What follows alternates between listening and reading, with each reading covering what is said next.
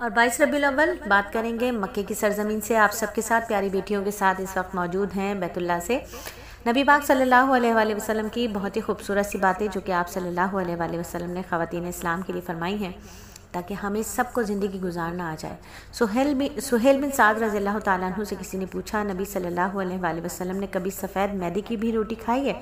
انہوں نے جواب دیا کہ آپ کے سامنے آخر عمر تک میدہ آیا بھی نہ ہوگا، اور آج خوب کھاتے ہیں پیزا میدے کی ڈو بنا کے، ہے نا؟ کتنا اسراف کرنے لگے ہیں ہم سب، پیٹ بھرنے کے باوجود پیٹ کو بھرتے ہی چلے جاتے ہیں۔ خوب زبان کی لذت و چٹورے پن کا اتنا شوق ہو گیا ہے کہ اب پیٹ نہیں بھرنا ہے بلکہ نفس کا پیٹ پالنا ہے، اور وہ نفس ہے کہ پل ہی نہیں رہا ہے، وہ بے مہار ہوا جا رہا ہے۔ اللہ تعالیٰ ہمیں نفس کے حوالے نہ کرنا، اللہ ہمیں ہمارے نفس کے حوالے نہ کرنا، ہم پر اپنی رحمتوں کا نزول فرما دے، ہمیں اپنی پناہ عطا فرما دے۔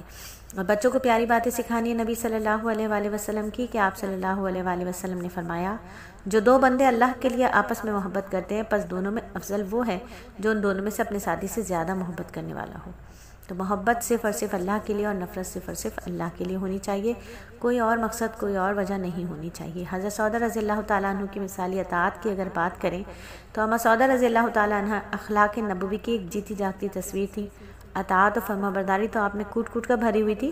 حضرت ابو ہریرہ رضی اللہ تعالیٰ عنہ فرماتے ہیں کہ نبی پاک صلی اللہ علیہ وآلہ وسلم نے حجۃ الوداع کے موقع پر اپنے ازواج مطہرات سے فرمایا میرے بعد گھر میں بیٹھنا۔ حضرت سعودہ رضی اللہ تعالیٰ عنہ نے آپ صلی اللہ علیہ وآلہ وسلم کے اس فرمان پر اتنی شدت سے عمل کیا کہ پھر کبھی حج کے لیے بھی نہ گئی۔ فرماتی تھی میں حج عمرہ دونوں کر چکی ہوں، اب آپ صلی اللہ علیہ وآلہ وسلم کے حکم کے مطابق میں گھر میں ہی بیٹھوں گی۔ اما سعودہ رضی اللہ تعالیٰ عنہ کی طبیعت میں سادگی تھی۔ ایک مرتبہ حضرت عمر رضی اللہ تعالیٰ عنہ نے آپ کے پاس درہم سے بھرا ہوا تھیلا بھیجا۔ آپ نے پوچھا یہ کیا ہے؟ لانے والے نے بتایا کہ یہ درہم ہے، تو حیران ہو کر فرمایا ارے کھجوروں کی طرح تھیلے میں درہم؟ پھر انہوں نے وہ سارے درہم تقسیم کر دیے۔ اتنا سخی دل ہونا، سخی ہاتھ ہونا تو صرف اور صرف نبی کے گھرانے کا ہی کام ہے، لیکن ہم بھی تو نبی کی بیٹیاں ہیں، ہمیں بھی اپنا ہاتھ سخی رکھنا چاہیے۔ ہمیں اپنی ضروریات سمجھ کے ان کو دیکھنا چاہیے کہ ہماری کیا ضروریات ہیں اور کیا خواہشات ہیں۔ خواہشات کبھی ختم نہیں ہوں گی اور ضروریات ساری کی ساری پوری ہو جاتی ہیں۔ تو ضروریات اور خواہشات کے فرق کو جان کر جینا سیکھنا ہے میری بیٹیوں، کیونکہ دجال کا فتنہ تو یہی ہوگا کہ وہ ہمیں دنیا کی آسائشوں میں ہی تو گم کر دینا چاہتا ہے، اور دنیا کی آسائشیں حاصل کرنے کے لیے ویوز، لائکس اور یہ تمام چیزیں کہ پیسہ بن جائے، کسی طریقے سے پیسہ بن جائے، وہ اس کی وجہ سے کیا ہو رہا ہے؟ بے حیائی بڑھ رہی ہے، صرف اور صرف پیسہ کمانے کی ایسی لت لگی ہوئی ہے۔ اللہ تعالیٰ ہمیں معاف فرمائے اور ہمیں نبی صلی اللہ علیہ وآلہ وسلم کے طرز زندگی پر جینے والا بنا دے۔